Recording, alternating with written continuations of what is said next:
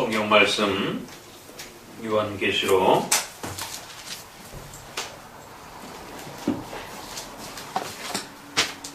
20장입니다.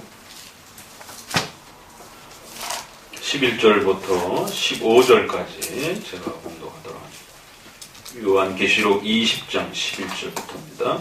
또 내가 크고 흰 보좌와 그 위에 앉으신 자를 보니 땅과 하늘이 그 앞에 피하여 간데 없더라. 또 내가 보니 죽은 자들이 모론 대소하고 그 보좌 앞에 섰는데 책들이 펴있고 또 다른 책이 펴졌으니 곧 생명책이라. 죽은 자들이 자기 행위를 따라 책들에 기록된 대로 심판을 받으니 바다가 그 가운데 죽은 자들을 내어주고 또 사망과 음부도 그 가운데 죽은 자들을 내어주매 각 사람이 자기 행위대로 심판을 받고 사망과 음부도 불못에 던지우니 이것은 둘째 사망 곧 불못이라. 누구든지 생명책에 기록되지 못한 자는 불못에 던지우더라. 아멘. 한 주간 동안 또 평안하시고 또 우리 함께 기쁜 마음으로 하나님의 말씀 앞에 또 소개됨을 다시 한번 감사를 드립니다. 오늘 이제 요한계시록 20장 또 마지막 부분의 말씀을 또 함께 잘 배워가시면서 또 하나님의 위대하신 또 심판주 되신 하나님 여호와를 또 바르게 또 배워가는 귀한 시간 되시기를 권면을 드립니다. 요한계시록 이제 우리가 후반부를 향하여 달려가고 있습니다. 이제 한 2장 정도를 남겨두고 이제 그동안 배워왔던 인나팔 대접과 관련돼서 이루어졌던 거대한 하나님의 또 우주 통치에 대한 계획, 또 교회에 대한 보호, 또 더 나아가서 또 악마와 또 그 부하들에 대한 악인들에 대한 또 하나님의 또 엄중한 심판과 또 형벌에 대한 경고들이 또 잘 소개되어지면서 이제 그 최후의 마지막 심판의 이제 그 내용을 오늘 20장 내용이 마무리를 하는 형태로 이제 끝을 맺습니다. 그리고는 이제 21장, 22장은 하나님께서 세우실 복되고 영광스러운 거룩한 하나님의 교회가 과연 무엇인지, 이 땅에서 또 장차 또 최후 심판 이후에 주어질 거대한 그 하나님의 영광스러운 나라가 무엇인지를 또 우리에게 이제 마지막 내용으로 소개를 합니다. 오늘은 이제 그동안 있었던 여러 가지 앞선 요한계시록의 이러한 내용의 최종적 결론의 내용으로서의 최후 심판에 대한 내용들을 함께 살펴보시면서 거대한 하나님의 우주적 심판의 또 이러한 위대함과 놀라움이 얼마나 큰 것인지를 함께 배워가도록 합니다. 이 최후 심판의 마지막 장면의 내용들은 사실 그렇게 몇 글자 되진 않습니다. 그럼에도 불구하고 우리가 인나팔 대접을 통해서 끊임없이 하나님이 계획하시고 창조와 정말 전체를 이루어가시는 그 하나님의 마지막 최종적 하나님의 성취가 끊임없이 인나팔 대접에서도 소개가 되었습니다. 그것이 20장에는 다시 한번 악마에 대한 마귀와 또 그 부하들에 대한 하나님의 심판, 그리고 한쪽에서는 그 거대한 하나님의 또 통치 속에서 이루어지는 교회에 대한, 성도들에 대한 보호와 내용들이 함께 따라붙으면서 또 이제 7절 이후에는 그 마지막 최후 심판 때의 직전에 좀 더 강한 그러한 또 사탄의 또 그 마귀들의 또 다양한 귀신들의 이런 핍박과 고통들이 가중될 수 있음을 잠깐 소개하고 난 이후에는 그럼에도 불구하고 이제 하나님의 계획하신 최후 심판이 곧 끝날 것이다라고 하는 이 내용. 이렇게 20장은 인나팔 대접을 통해서 보았던 그 내용들이 이 한 장 안에 전체적으로 각각의 그 주제들이 짤막짤막한 형태로 다시 한번 마무리를 짓고 있는 것을 보게 됩니다. 그래서 사실 이 최후 심판이라고 하는 이 내용은 인나팔 대접에 있어서 6번째와 7번째의 그 각각의 그 내용들과 상호 겹쳐 있습니다. 여기서 갑자기 무슨 새로운 어떤 내용이 느닷없이 등장하지는 않습니다. 이미 우리가 각각의 3번에 걸친 심판 시리즈 중에서 특별히 6번째와 7번째의 그 주제들이 소개되어질 때에 주로 많이 최후 심판과 종말론적인 그 하나님의 엄중한 경고들이 좀 더 강하게 소개되었던 그 내용들이 이제 7절에서부터 마지막 절에 다시 한번 아주 농축이 되어서 짤막하게 하나님의 심판의 성격이 어떤 것인지를 아주 분명하게 깨달을 수 있도록 또 마무리를 짓는 것을 보게 됩니다. 그래서 20장의 그 천년왕국, 최후 심판, 이 거대한 이 두 주제는 새롭게 등장한 것이 아니라 앞에서부터 쭉 보았던 것들이 마무리 짓는 형태로 핵심을 다시 한번 그렇게 정리하는 성격으로 우리에게 소개되어진 것을 보게 됩니다. 자, 이 최후 심판에 대한 내용을 그러면 앞부분과 연결해서 그 내용들과 흐름 속에서 해석을 해야지, 말씀드린 것처럼 요한계시록이라고 하는 것은 어느 특정한 부분을 지나치게 갑자기 이렇게 뽑아내서 그 의미들을 오늘 우리 시대에 생각하는 어떤 그런 주변의 환경과 사건들을 지나치게 결부시켜가지고 그 단어와 문장을 끌고 가게 되면 성경이 말하고자 했던 그 초대 교회에 처해 있던 그러한 그 상황과 또 그 역사적 배경들을 무시하고 지나치게 비약하고 상징적인 그런 형태로 오늘 우리 시대에 끌어내는 그런 지나친 주관적인 또 해석이 될 수 있음을 항상 조심하셔야 된다라고 말씀을 드렸습니다.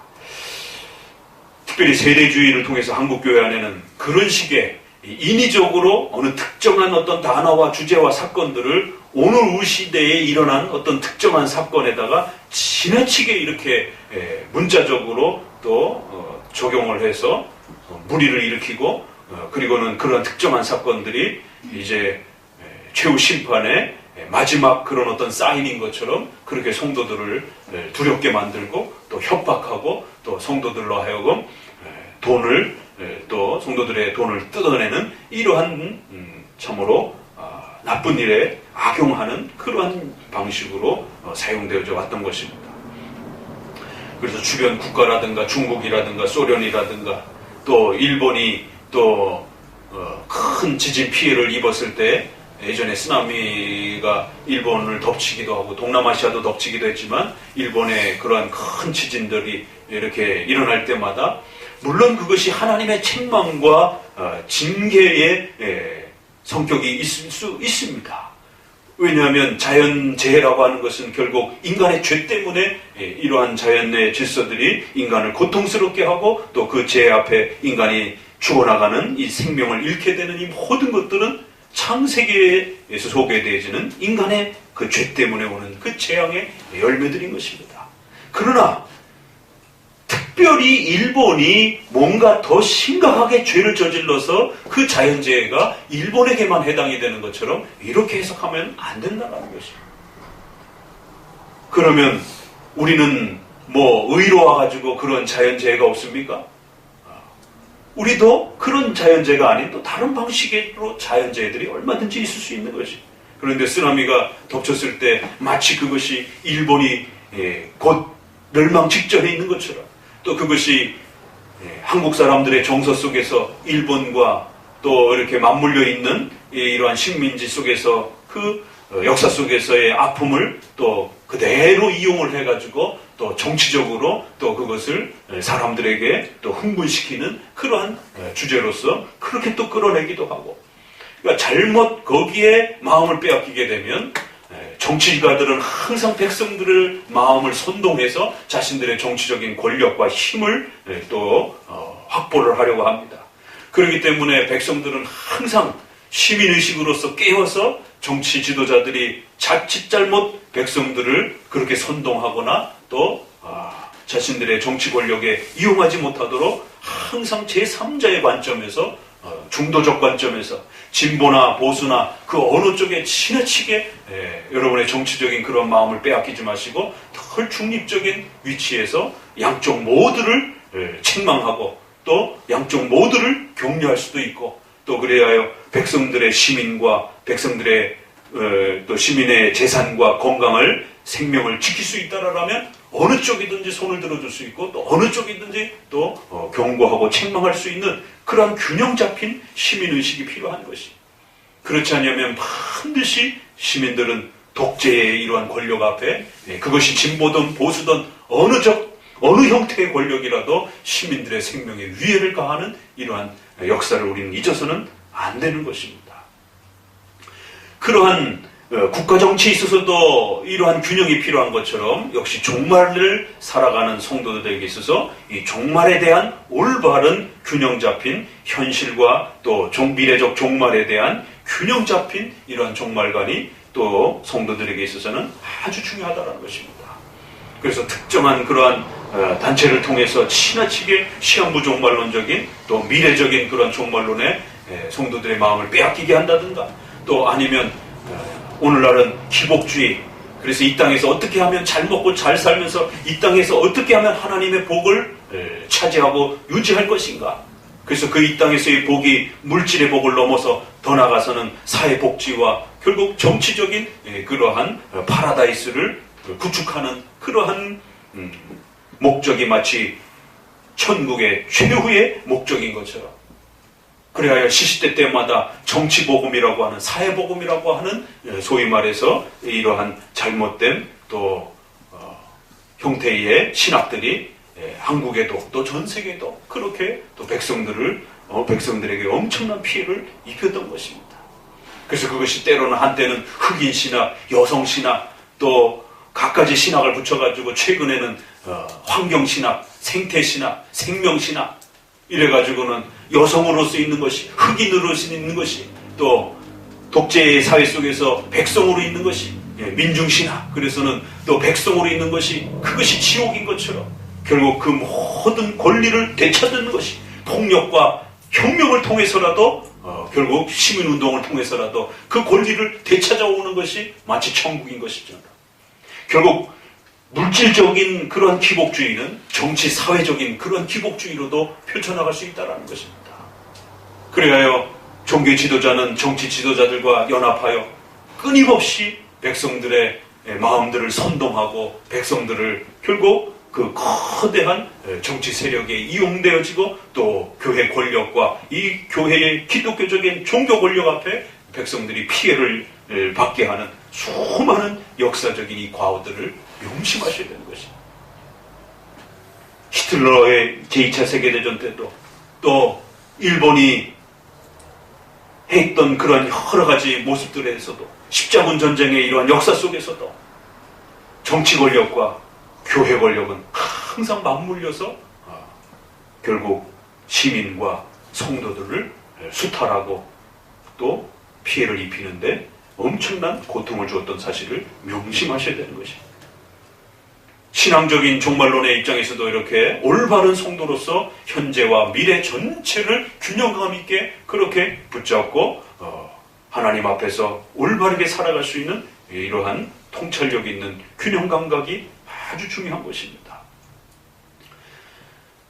오늘 우리가 만나게 되는 이제 최후 심판의 마지막 장면은 이제 그러한 장면에 있어서 하나님께서 시작하셨던 거대한 이 창조와 또 이 모든 역사가 최후에는 종말을 이루게 될 것이다 라고 이렇게 결론을 내립니다. 여기에서 등장하는 이제 몇 그 짧은 구절이지만 여기에서 아주 독특한 단어들이 따라붙습니다. 어떻게 보면 너무 간단할 정도로 이 최후 심판에 대한 이야기가 아주 짤막하게 소개가 되는데요. 일단 그 흐름의 전체적인 내용 속에서는 여러분이 관심 있게 보셔야 되는 것은 어떤 단어와 어떤 문장들이 반복적으로 우리의 관심과 주의를 끌고 있는가. 한번 좀 살펴보세요. 어떤 단어들이 집중되고 있는지. 12절 이후로부터 보게 되면 11절부터는 첫 번째 보좌라는 단어가 따라붙습니다. 처음에는 거룩한 흰 보좌가 등장을 하는데 12절에서 그 보좌 앞에 모든 이들이 서게 됩니다. 그래서 보좌라는 단어가 유독 강조되면서 이제 첫 스타트를 끌고요. 그런데 그 보좌 앞에 또 놀라운 신비로운 책들이 펼쳐져 있다. 이렇게 말합니다. 그럼 도대체 이 책은 무엇인가? 그리고는 또 다른 책이 이렇게 펼쳐져 있는데 그 책은 생명책이다. 이렇게 말을 하는 것입니다. 그럼 도대체 이 생명책은 무엇인가? 두 번째로 우리가 관심을 가져야 되는 것은 이 책에 대한 문제입니다. 그래야 각 사람들은 그 책에 기록된 대로 결국엔 하나님의 심판을 맞이하게 될 것이다. 그리고는 15절에 이 생명책에 기록되지 못한 자들은 전부 불못에 던지온다. 그래서 책에 대한 관심을 좀 가지셔야 됩니다. 도대체 이 책들은 무엇이고 이 책의 종류는 도대체 무엇인가? 그리고는 세 번째는 그 책에 기록되어 있는, 낱낱이 기록되어 있는 그 각 사람의 전체 삶들이 그 책에 기록이 되어 있는데 그 기록된 대로 자기의 행위대로 결국 각 사람은 심판을 받게 된다. 그래서 우리가 관심을 가져야 될 세 번째 내용은 각 사람의 행위와 기록된 내용이 도대체 무엇인가에 대해서 자신의 행위대로 기록된 대로 결국 자기의 행위를 따라서 이런 표현들이 자꾸 반복이 되면서 그 책 안에 기록된 내용에 관심을 갖게 합니다. 그리고는 이제 네 번째 또 관심을 가져야 될 것은 죽은 자들이 살아난다라고 하는 부활에 대한 내용이 함께 여기 또 포함되어 있습니다. 그래서 바다가 죽은 자들을 내어주고 사망과 음부도 죽은 자들을 내어주고 그래서 모든 12절에도 죽은 자들이 물은 대소하고 그 보좌 앞에 서 있다라고 해서 벌써 한 3번 정도 이렇게 죽은 자들이 각양각색의 모습으로 죽은 자들이 전부 다 이제 그 죽음으로부터 토해내는 것처럼 이렇게 표현을 해서 바다에서 죽었던 땅에서 죽었던 어디에서 죽었던 또 참수형을 당하던 불에 타 죽었던 어떤 형태의 죽음으로 죽던 모든 죽은 자들이 전부 다 다시 그렇게 제자리로 돌아와서 육체의 부활을 가지고 보좌 앞에 서게 된다라고 말을 합니다. 그리고는 하나님의 최후 심판의 평가에 따라서 천국과 지옥이라고 하는 영원한 불못이라고 하는 이제 지옥에 대한 그 불못이라고 하는 표현이 거듭거듭 강조가 되면서 둘째 사망에 처하는 이 지옥의 심판을 받게 될 것이다. 그리고 생명책에 기록된 자들은 영원한 천국에 이르게 될 것이다. 라고 5가지 정도가 우리의 관심을 이렇게 인도하고 있는 것을 보게 됩니다. 결국 이 최후 심판은 우리가 그동안 종말론에서 배웠던 종말론의 핵심 포인트들이 다 담겨 있습니다. 종말론의 핵심 포인트는 무엇이죠? 개인의 죽음과 관련해서는 바로 천국과 지옥으로 즉시 죽음 이후에 그렇게 간다라는 것. 그리고는 최후 심판 때까지 중간 상태라고 하는 몸은 땅속에서 썩지만 육체는 썩지만 영혼이 여전히 살아있어서 하나님 보좌 우편으로 계신 그 그리스도께로 나아가고 또 믿지 않는 자들은 무저갱이라고 하는 이런 표현으로 소개된 지옥에 거하게 된다라고 하는 중간 상태가 소개가 됩니다. 그리고는 이제 최후 심판으로 넘어가게 되면 예수 그리스도의 재림. 그래서 11절에 보니까 내가 크고 흰 보좌 위에 그 위에 앉으신 심판주를 본다. 그리스도께서 심판하시는 그런 장면을 통해서 그리스도의 재림이 나오고 있고요. 죽은 자들이 다시 그 보좌 앞에 서게 된다라고 해서 이제 육체 부활 그리고 또 최후 심판 그 자체 그 다음에 천국과 지옥이라고 하는 영원한 형벌. 우리가 6가지 정도 되는 개인과 관련해서 2개, 최후 심판과 관련해서 4개, 대략 종말론에서 이 6가지 주제가 사도신조에서 나오는 그 내용이 정리가 된 우리의 핵심 교리들입니다. 요 6가지 교리를 인정하느냐 안 하느냐에 따라서 이단의 판별 문제가 정리가 되는 것입니다. 요 마지막 내용은 아주 간략하지만 이 6가지의 종말론의 핵심들이 그대로 다 담겨 있는 것을 보게 됩니다. 이제 최후 심판은 이러한 하나님의 거대한 마지막, 하나님의 심판주 되시는 역사의 종점과 마지막을 우리에게 소개하면서 결국 인생은 그 누구도 죽음을 피해갈 수 없고 각 사람은 모두가 죽게 되고 죽음 이후에 끝이 아니며 죽음 위에 사라지는 게 아니고 인간은 육체가 죽되 그 영혼은 살아서 예수님을 믿느냐 안 믿느냐에 따라서 천국에 이르고 또 지옥에 거하게 된다는 것입니다. 그리고는 반드시 최후 심판 마지막 이제 때에는 육체가 부활하여 영혼과 결합함으로 이제 영원히 천국에서 또 영원히 지옥에 이 무서운 벌을 받게 되는 이 최후 심판의 마지막 하나님의 심판이 우리에게 다가올 것이다라고 엄중히 경고합니다. 우리가 이 마지막 심판 장면을 통해서 요한계시록 전체의 주제가 과연 무엇인가를 다시 한번 돌아보게 됩니다.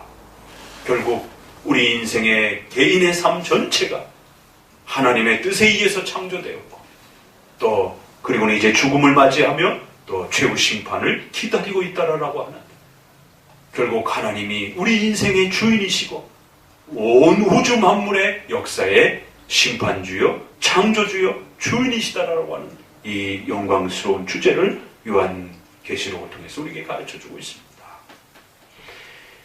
창세기의 이제 첫 장면을 이렇게 마음속에 그려보시기 바랍니다. 하나님의 신적 작정과 계획 속에서 하나님의 영광을 드러내기 위하여 어느 시점에 하나님이 창조를 행하셨습니다. 그리고는 거기에 인간을 두시고 인간과 언약관계 행위 언약을 맺어주셔서 하나님의 은혜를 베풀어 주셨습니다. 그런데 그것이 아담과 하와의 죄로 인하여 전 인류가 그 죄 가운데 빠져들게 되는 죄의 역사가 시작이 되는 것입니다. 그리고는 거기에 사탄과 또 그 무리들의 타락과 악행들이 소개가 되는 것입니다. 그런데 놀라운 것은 하나님의 신적 작정 속에 이 거대한 인간의 타락과 사탄의 또 그 악한 자들의 그 부패와 타락들이 하나님의 신적 계획 속에 그렇게 계획되었고 하나님께서 통치하시고 주관하시는 대로 그렇게 작정 속에 하나님의 계획 속에서 그렇게 시작되었다라고 말합니다. 비록 하나님은 악한 신이 아니고 악을 만들지는 않습니다. 그럼에도 불구하고 아담의 타락과 사탄의 타락 전체까지 하나님의 신적 작정 속에서 그렇게 계획되었고 그렇게 허락되었다. 그래서 우리가 그것을 허용적 작정이다, 허용적 계획이다 라고 이렇게 표현하면서 결국 창조에 있어서 인간의 창조와 온 우주 만물의 창조, 더 나아가서는 인간의 죄와 사탄의 그러한 모든 타락 전체까지 하나님의 거대한 영광을 드러내기 위한 하나님의 신적 계획 속에서 그렇게 스타트가 되었다라고 창세기에서 우리의 이제 눈을 여러 제치킵니다. 그리고는 수많은 역사가 소개되어지다가 이제 요한계시록에 와서는 그 모든 내용들이 창세기와 짝을 이루면서 마무리를 하게 됩니다. 결국 새하늘과 새 땅을 통하여 하나님의 거대한 우주 창조 계획이 이제 더 놀랍게 그렇게 완성이 될 것이다 라고 말합니다.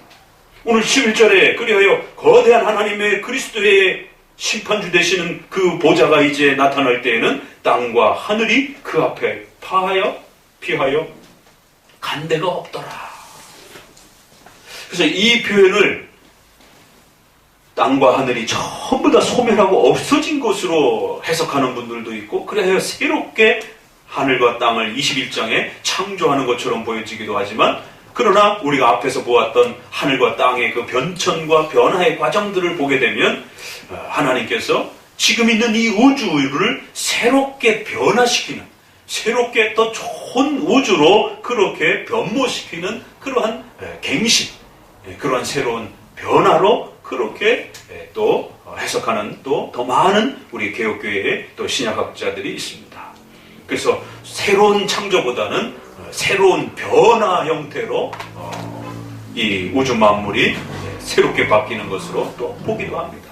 어찌되었든 새로운 창조에 준하는 그러한 거대한 우주 만물의 변화들이 첫 창조로부터 이제 그보다 더 뛰어난 방식으로 하나님께서는 인간의 타락과 또 사탄의 이러한 또 타락과 이 여러 죄의 이 부패로 인하여 하나님의 창조가 여러 재해와 자연재해와 또 로마서 8장에 있는 것처럼 자연 만물도 고통을 받는 이러한 아픔들이 있었지만, 그러나 그 죄조차도 허용하셔서 이제는 새로운 더 놀라운 창조의 그러한 우주 만물의 역사가 이제 완성될 것이다라고 우리에게 그렇게 또 말씀합니다.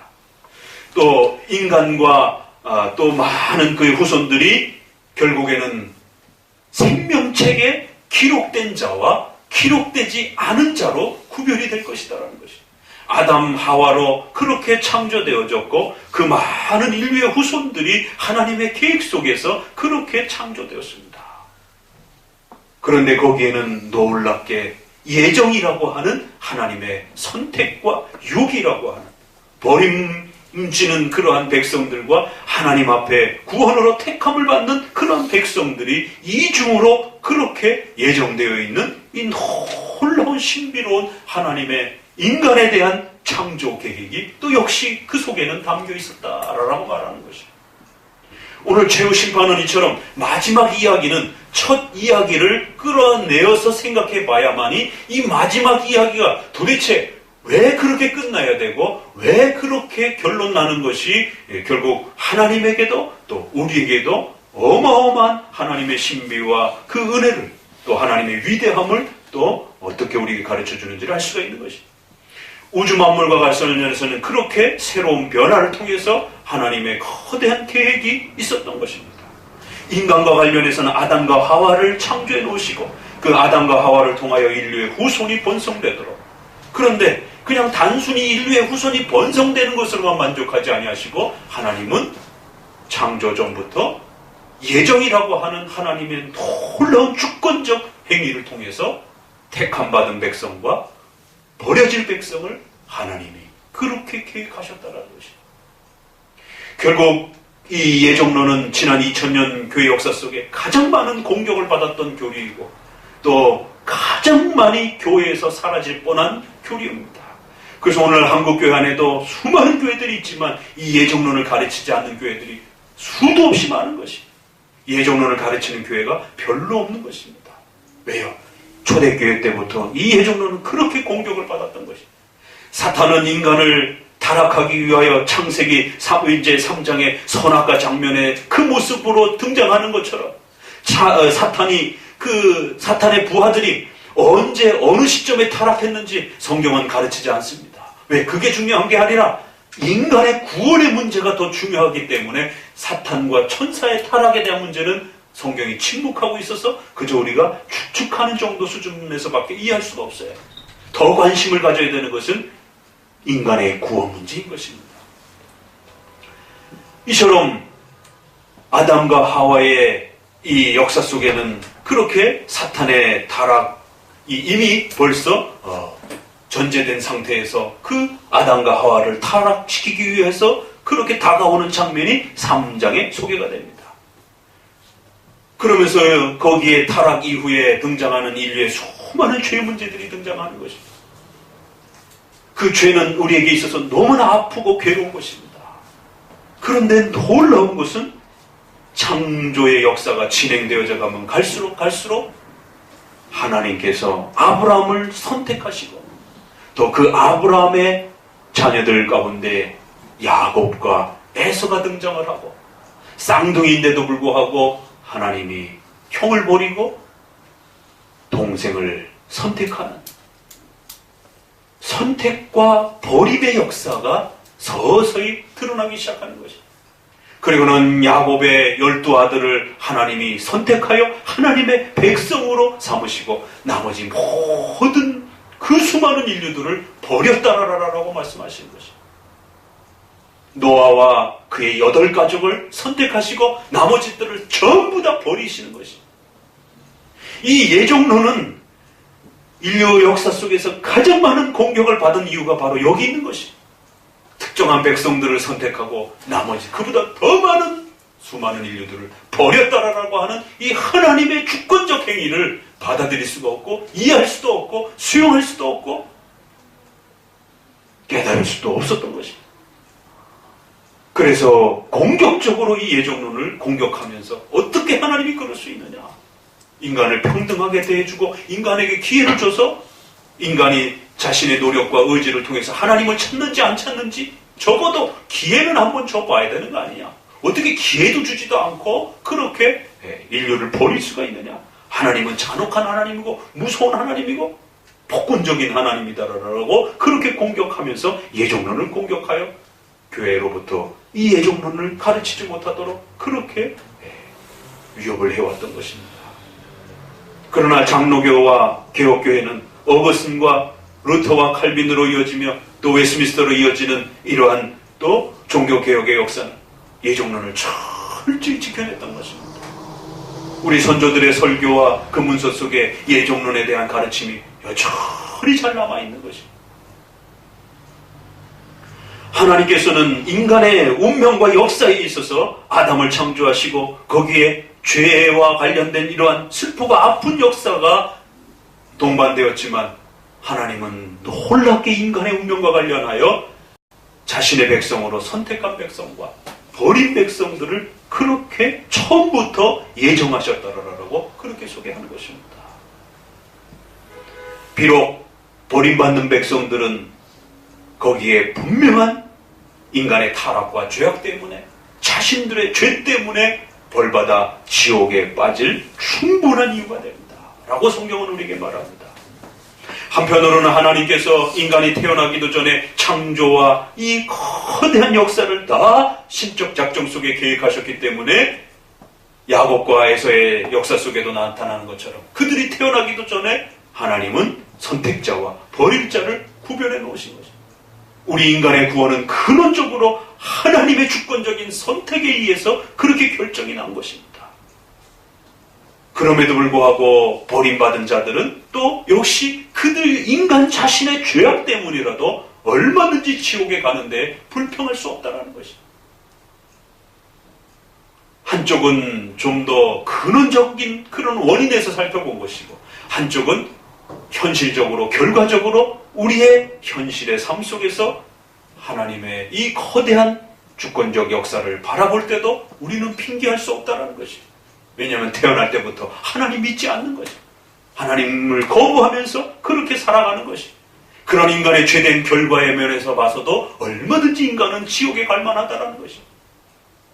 그래서 오늘 이 최후심판에 참으로 특이한 표현이 등장을 하는데 생명책에 기록된 자들만이 이 최후심판에서 천국에 이르게 된다는 거예요.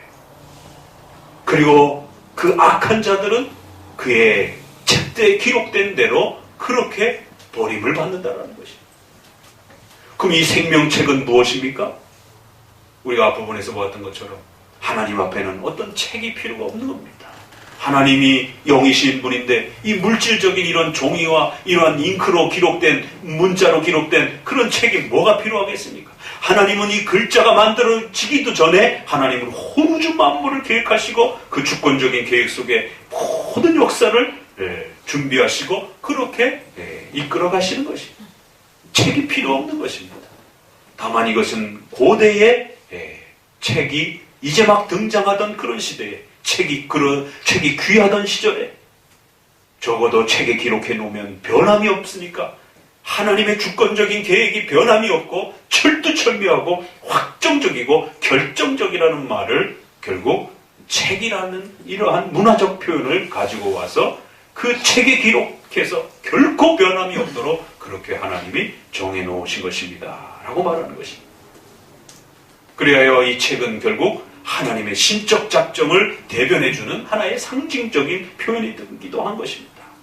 하나님의 작정 속에서 택함받은 자들이 있는 것이고 하나님의 예정 속에서 버림받은 자들이 있다라고 말하는 겁니다. 그런데 놀라운 것은 그 버림받은 자들은 예정 속에서도 버림받았지만 그들의 죄 때문에 그들의 악한 행위들 때문에 그들의 악한 행위를 따라서도 얼마든지 또 버림받을 수 있다라고 또 이렇게 말하는 것입니다.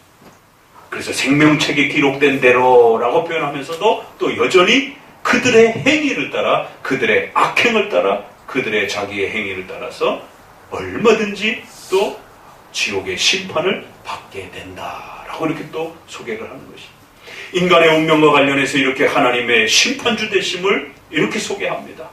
하나님은 인간이 무엇을 할 때까지 기다리고 인간이 선행을 하는 것을 지켜보고 결정하시는 그런 무능력한 하나님이 아닌 것입니다. 하나님은 처음부터 인간이 태어나기도 전에 인간의 전체 운명을 결정하시고 또 인간을 창조하실 것을 결정하시고 천사와 다르게 인간에게는 이처럼 언약적인 또 이러한 관계를 맺어주실 것을 스스로 그렇게 결정하신 심판주이시여 주권자다라고 말하는 것입니다. 그래서 창세기에서 소개되었던 인간의 운명과 인간의 창조의 역사가 이제 마지막 최후 심판에는 어떻게 끝난다고요? 선택자와 불택자로 구별이 될 것이다라는 거죠. 이건 우리에게 굉장히 두렵고 떨리는 그러한 고백인 것입니다. 인간의 선행을 따라서 그 최후 심판이 결정나는 게 아니라는 것입니다. 인간의 운명은 선택과 불택자로서 하나님의 주권에 의해서 그렇게 결정난다는 겁니다. 인간의 몸에 수많은 세포가 있지만 그것이 수정란이 되어서 인간이 될지 안 될지 그걸 누가 알겠습니까? 그건 우리 인간이 결정하는 게 아니에요. 부모가 결정하는 게 아닙니다. 그건 하나님이 결정하는 것입니다. 어느 세포를 XX와 XY가 어느 세포가 수정란이 되어서 사람이 될지 그건 세포가 결정하고 세포가 요구하는 게 아닙니다. 그건 하나님이 결정하시는 것입니다. 수많은 세포들 중에 인간이 되도록 그렇게 하나님이 결정해 주신 것입니다. 그리고 그 인간의 운명은 선택과 불택으로 나누어지는 것입니다. 이처럼 예정론만큼 하나님의 절대 주권을 이렇게 심판주 되시는 하나님의 위대함을 우리에게 가르쳐주는 교리가 없는 것입니다. 그래서 장로교회는 철저하게 이 예정론 교리를 지키고 또 보호하고자 했던 것입니다.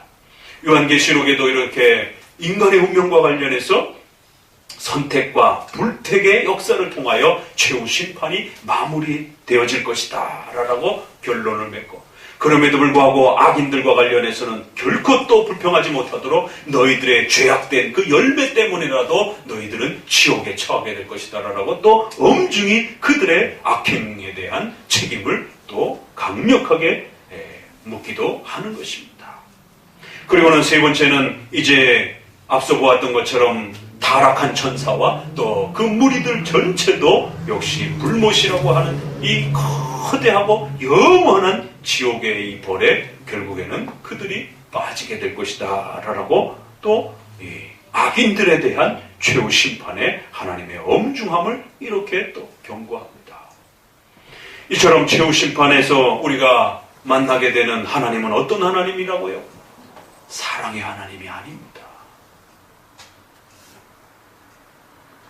많은 분들은 하나님을 사랑의 하나님으로 너무 지나치게 그렇게 치우쳐서 오늘 우리 시대의 성도들이라고 하는 이 자리가 마치 무슨 짓을 해도 하나님이 다 용서해 주시고 성도들의 죄에 대해서는 묻지 아니하시고 그저 다 따뜻하게 감싸주시는 그런 지나친 사랑을 너무 많이 강조를 해서 결국 하나님의 속성과 성품이 하나님의 공의와 사랑이 균형을 이루어야 되는데 결국 사랑만 강조가 되어지는, 마치 자신의 친부모가 자녀를 위하여 모든 것을 아낌없이 해주는 그러한 부모의 그런 사랑처럼 그렇게 변형을 시켜버렸습니다.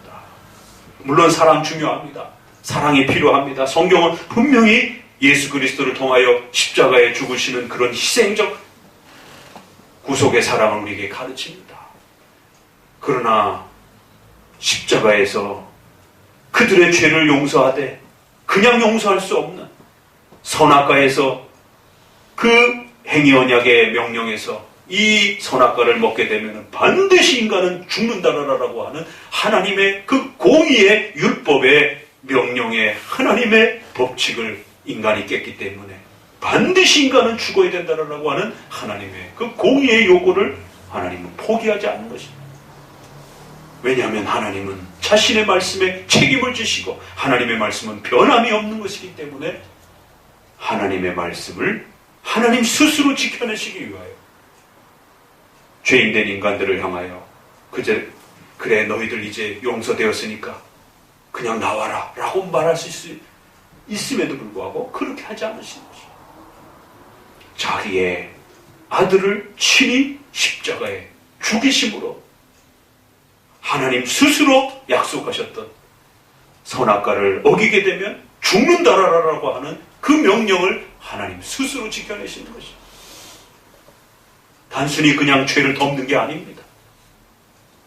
그래서 십자가의 사랑에는 이처럼 놀라운 은혜와 사랑, 우리를 위하여 십자가에 친히 죽으시는 이러한 희생적 사랑도 거기에 소개가 되어 있지만 그 죄에 대해서 반드시 책임을 져야 되는 그러한 하나님의 공의에 대한 엄중한 명령이 그 십자가에 함께 담겨 있는 것입니다.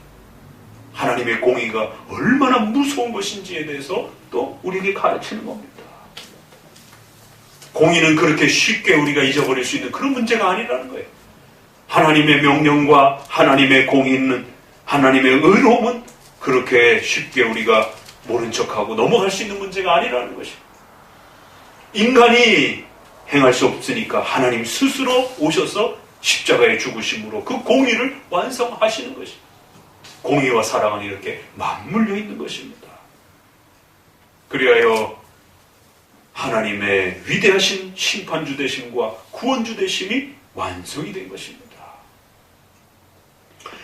오늘 우리가 만나게 되는 최후 심판에는 이처럼 하나님의 택한 백성들을 아무 대가 없이, 아무 조건 없이 그저 하나님의 은혜 속에서 하나님이 그들을 하나님의 자녀로 택해 주신 것입니다.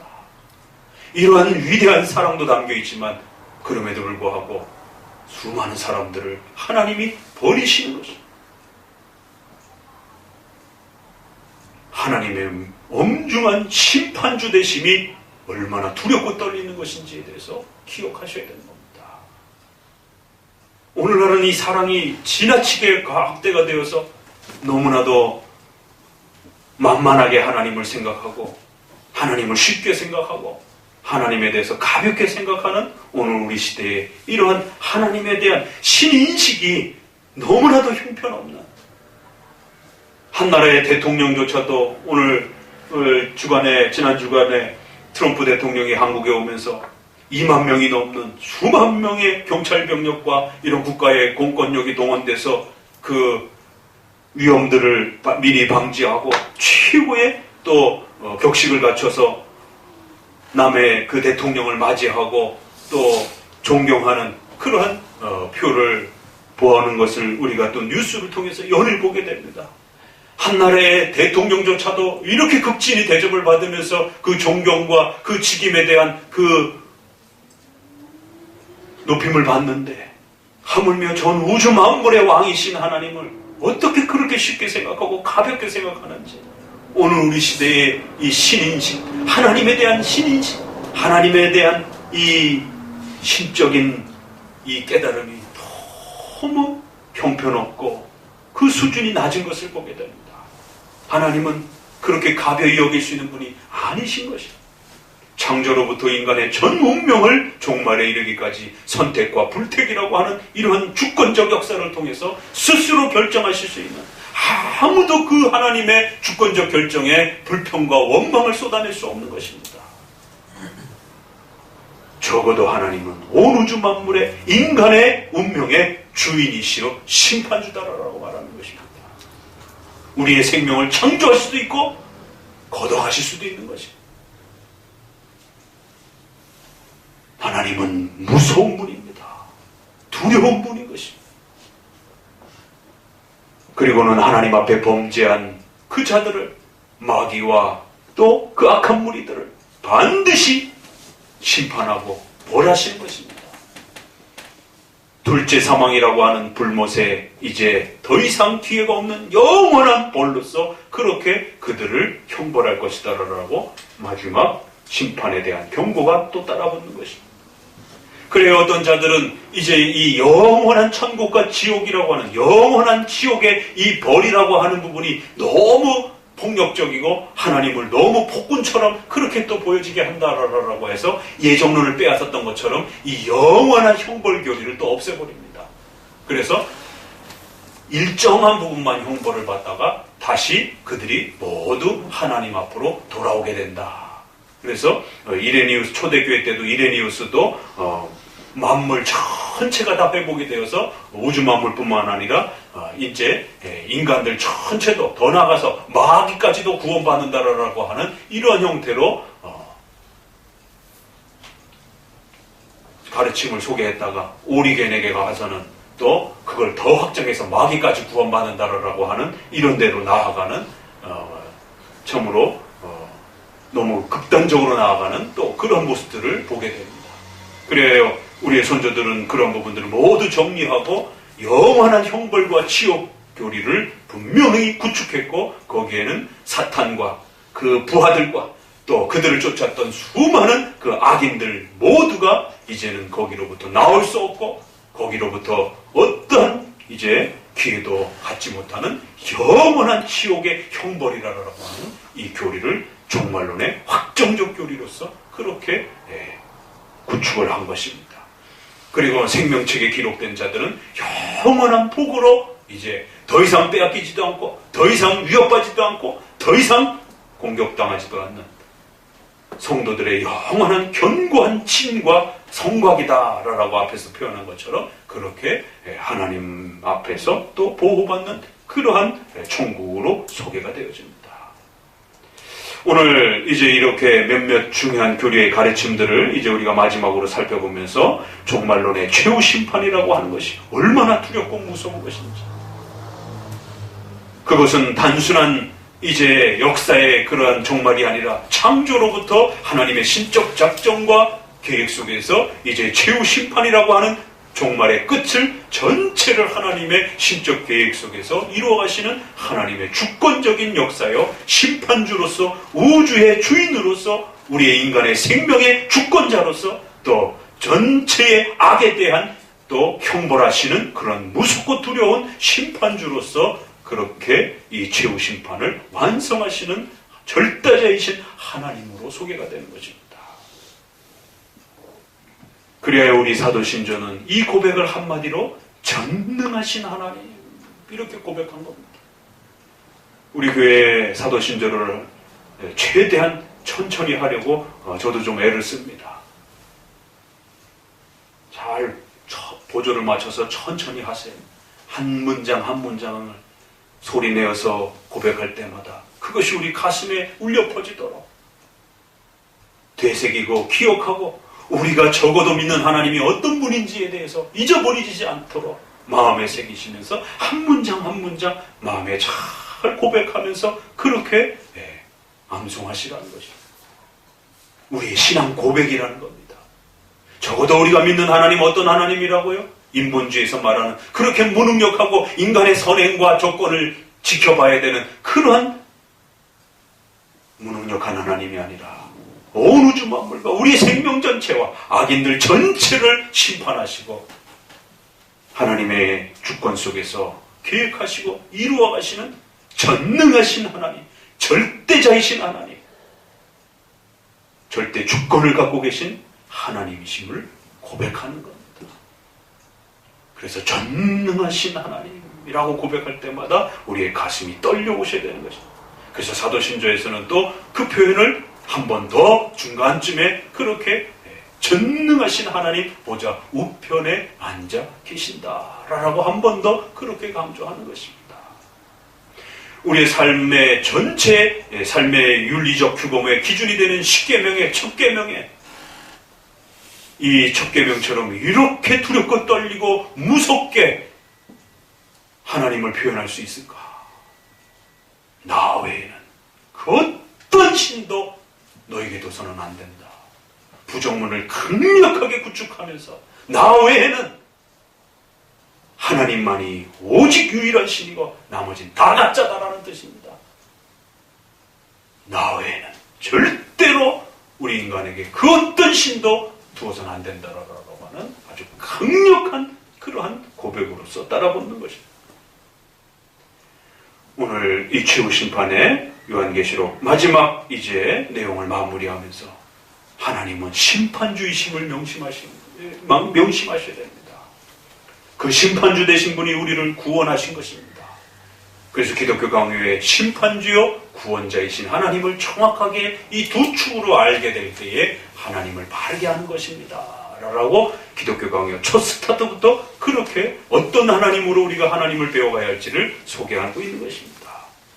이 요한계시록 마지막 장은 그 내용이 고스란히 그렇게 우리에게 펼쳐지는 것입니다.